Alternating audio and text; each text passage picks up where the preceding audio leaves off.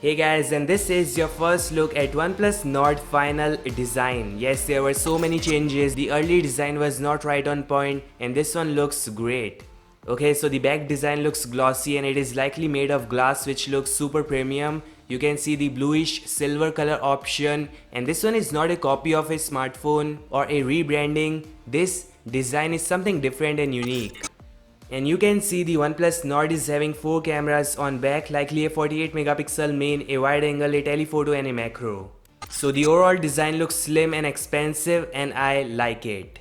Now we also have our final look to the front panel, which is coming with a 5.7 inches or 5.8 inches 90Hz AMOLED display, and you can see there's a dual punch hole, which is fine, it's not that bad, but yeah, it's an interruption for sure. You can take some amazing selfies and take some group selfies also with that wide angle shooter.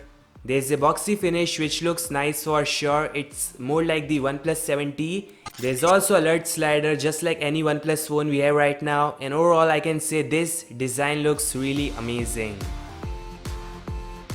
This image also confirms a flat screen, so no curved edges or something like that, which is there in the OnePlus 8 and 8 Pro. Great.